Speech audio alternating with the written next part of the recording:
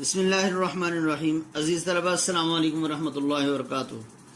اس video کے اندر ہم اردو بے کا حصہ مضامین میں سے میں آزادی پڑھیں گے۔ دیکھیں، اگر ہم اس مضمون کے عنوان کو دیکھیں، یوم آزادی، یوم کا معنی ہے دن، تو مطلب یہ ہوا آزادی کا دن، اور 14 اگست یوم پاکستان یا یوم آزادی کہلاتا ہے۔ اس روز اہل پاکستان اپنی آزادی کی سالگرہ مناتے ہیں۔ یہ دن ہر سال آزادی، حریت اور استقلال کا پیغامبر بن کر آتا ہے۔ بقول شاعر، قوم کی تاریخ کی پہچان ہے 14 اگست، ایک زرعی باب کا عنوان ہے 14 اگست۔ برصغیر پاک و ہند پر تقریباً 1000 سال تک مسلمانوں کی حکومت رہی۔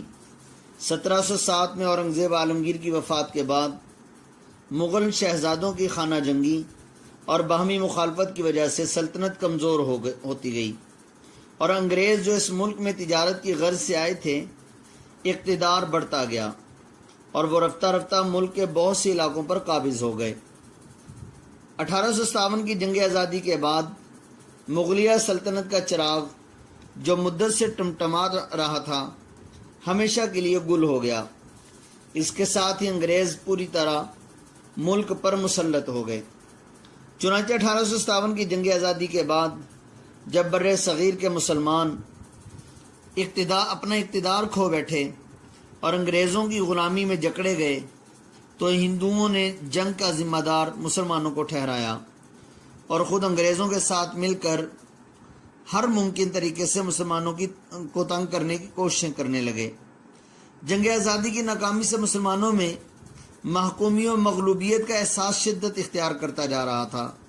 مسلمانوں پر ملازمت کے دروازے بند کر دیے گئے اور انہیں تیسرے درجے کا شہری بنا دیا گیا۔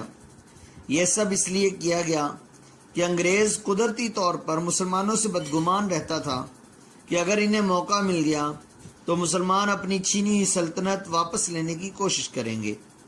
مایوسی اور بددلی کے اس نازک دور میں بعض درد دل رکھنے والے مسلمانوں میں سے مسلمان رہنماؤں نے قوم کو تباہی سے بچانے بیڑا اٹھایا، جس میں سر سید علامہ اقبال اور قائد اعظم محمد علی جناح کا نام سر فہرست ہے۔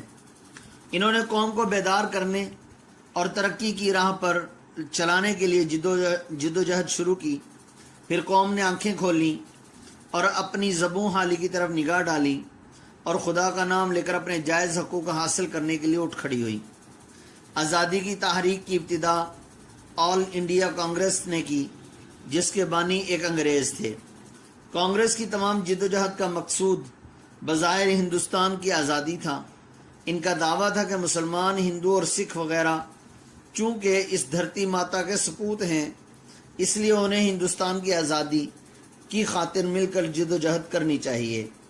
لیکن جلد ہی مسلمان رہنماؤں کو اس بات کا اندازہ ہو گیا کہ کانگریس ہندوؤں کی بنائی ہوئی سیاسی جماعت ہے جو پورے ہندوستان پر حکمرانی کے خواب دیکھ رہی ہے، کیونکہ ہندو خود کو انگریز کا جانشین سمجھتے تھے اور انگریز کے ہندوستان چھوڑنے پر وہ مسلمانوں کو اپنا محکوم بنا کر خود پورے ملک پر راج کرنا چاہتے تھے۔ اس مقصد پر در پردہ وہ مسلمانوں کے لیے سازشوں کے جال بن رہے تھے۔ ان مخدوش حالات میں مسلمانوں کے ان عظیم رہنماؤں نے 1906 میں بننے والی جماعت آل انڈیا مسلم لیگ کے جھنڈے تلے جمع کیا اور انگریزوں اور ہندوؤں پر واضح کر دیا کہ مسلمان قومی، مذہبی، ثقافتی اور معاشرتی اقدار و روایات کے لحاظ سے ایک منفرد حیثیت رکھتی ہے، اور مسلمانوں میں سیاسی شعور پیدا کر کے یہ بتانا مقصود تھا کہ مسلمانوں کا ہندوؤں کے زیر سایہ رہنا ممکن ہے۔ چنانچہ مسلمان جاگ اٹھے اور ہندوؤں کی اصلیت کو سمجھتے ہوئے ایک الگ وطن کا نعرہ لگایا۔ ایمانی قوت موجزن ہو چکی تھی، مسلمانوں کا بچہ بچہ بیدار ہو چکا تھا اور جگہ جگہ پر ایک ہی نعرہ لگا رہا تھا، بن کے رہے گا پاکستان، بٹ کے رہے گا ہندوستان۔ اور اسی سلسلے کی کڑی اس آزاد اسلامی حکومت کا تصور واضح طور پر سب سے پہلے حضرت علامہ اقبال نے 1930 میں پیش کیا۔ اس وقت مسلم لیگ کا سالانہ اجلاس الہ آباد میں منعقد ہوا۔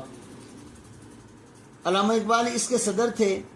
انہوں نے اپنے خطبہ صدارت میں ارشاد فرمایا، میری نظر میں مسلمانوں اور ہندوؤں کی کشمکش کا واحد حل یہ ہے کہ ہندوستان کے جن صوبوں میں مسلمانوں کو اکثریت حاصل ہے انہیں ملا کر انگریزی حکومت کے زیر اثر یا اس سے آزاد ایک سلطنت قائم کر دی جائے، جس میں مسلمان اپنے مذہب، اپنی روایات اور اپنے تمدن کے مطابق آزادی سے زندگی بسر کر سکیں۔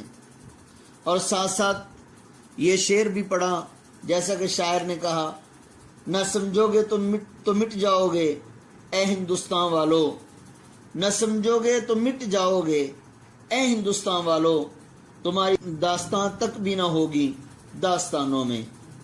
یہ شعر دوبارہ سنیں، نہ سمجھو گے تو مٹ جاؤ گے اے ہندوستان والو، تمہاری داستان تک بھی نہ ہوگی، تمہاری داستان تک بھی نہ ہوگی داستانوں میں۔ چنانچہ 23 مارچ 1940 کو قرارداد پاکستان منظور ہوئی، جس نے جد و جہد کا رخ پاکستان کی طرف پھیر دیا۔ انگریز اور ہندو مسلمانوں کے لیے علیحدہ اسلامی مملکت کے مطالبے کے سامنے مجبور ہو گئے، اور یوں 7 سال کے مختصر عرصے میں مسلمان قائد اعظم کی قیادت میں ایک آزاد ملک پاکستان حاصل کرنے میں کامیاب ہو گئے۔ وطن عزیز کے حصول کے لیے مسلمانوں کو بے پناہ آزمائشوں اور قربانیوں کا سامنا کرنا پڑا، اور بڑی ہی مشکلوں کے بعد آزادی کی نعمت حاصل ہوئی۔ جیسا کہ شاعر نے کہا، یہ کیا تھا، مدعا کیا تھا، ماجرا کیا تھا، مجھے معلوم ہے یہ جزو 2 حرف لا الہ کیا تھا۔ یہ کیا تھا، مدعا کیا تھا، ماجرا کیا تھا، مجھے معلوم ہے یہ جزو 2 حرف لا الہ کیا تھا۔ یہ ساری کاوشیں تھیں دین کی ایمان کی خاطر، ہزاروں کلفتیں تھیں ایک پاکستان کی خاطر۔ اس لحاظ سے 7 سال کے عرصے کے بعد 14 اگست کا دن برِ صغیر کی تاریخ کا اہم ترین دن ہے۔ 1857 کی جنگ آزادی کے بعد جو کوششیں کی جا رہی تھیں وہ اس دن کامیابی سے ہمکنار ہوئیں، اور مسلمانوں کو اپنی کامیابیوں کا، اپنی قربانیوں کا ثمرہ مل گیا۔ کروڑوں مسلمان غلامی کی زنجیریں توڑ کر آزادی حاصل کرنے میں کامیاب ہوئے۔ 14 اگست کا ولولہ انگیز دن مسلمانوں کے لیے خوشی کا دن تھا۔ اور پھر 14 اگست کو پاکستان کے ہر شہر اور گاؤں میں عید کا سا سماں ہوتا ہے۔ مقررین اپنے بیانات میں آزادی کے رہنماؤں کے حالات زندگی اور پاکستان کے لیے دی گئی قربانیوں کا تذکرہ کرتے ہیں،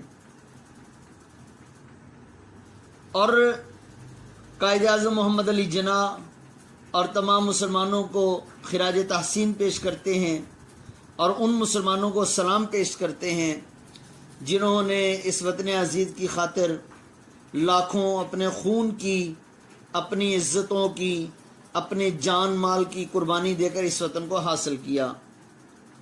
اور جیسا کہ قائد اعظم کا ایک پیغام بھی شعر کے طور پر پڑھا جاتا ہے، ہم لائے ہیں طوفان سے کشتی نکال کے، اس ملک کو رکھنا میرے بچوں سنبھال کے۔ تو 14 اگست کا دن گویا کہ ہمیں ایک عہد کی طرف یاد دلاتا ہے، اور ہمیں ہمارے ایمان کو تازہ کرتے ہوئے، ہمارے بزرگوں کی قربانیوں کی یاد دلاتے ہوئے ہمیں ایک پیغام دینا چاہتا ہے کہ جس طرح سے آج کل موٹر سائیکل پر سلنسر اتار کر اور اس طرح سے جو ہے وہ کئی لوگوں کی عزتوں کو ختم کر کے، پامال کر کے، ہم آج اس وطن کے اندر 14 اگست کو مناتے ہیں، سڑکوں کو بلاک کر کے اور جو ہے شور شرابہ کر کے، گلیوں کے اندر، بازاروں کے اندر گھوم پھر کر، ہمیں اس طرح سے، اور اس کام کے لیے ہم نے یہ وطن حاصل نہیں کیا تھا، بلکہ ہم نے یہ وطن اپنے عبادت کے لیے حاصل کیا تھا کہ اللہ کا نام اور محمد عربی صلی اللہ علیہ وسلم کے مبارک اعمال کو ہم آزاد طریقے سے اسلام کے مطابق زندگی گزار سکیں، جس میں ہمارے لیے کسی قسم کی روک ٹوک نہ ہو۔ لیکن آج کا نوجوان اور پاکستان کا باشندہ جو پاکستان کی تاریخ میں 14 اگست کو مناتا ہے، وہ شاید ان قربانیوں کو بھول گیا ہے۔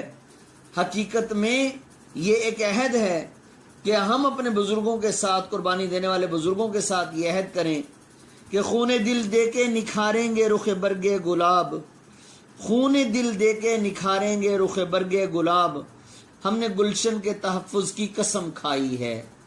تو عزیز طلباء، ہمیں 14 اگست کو بھی اسی طرح منانا چاہیے کہ ہمارے اپنے بڑوں کی قربانی کو یاد کرنا چاہیے۔ تو آپ نے یہ جو اہم چیزیں میں نے آپ کو بتائی ہیں، یہ چیزیں اور اشعار کو اچھی طرح سے اس مضمون کے حوالے سے یاد کر لینا ہے۔ السلام علیکم ورحمۃ اللہ وبرکاتہ۔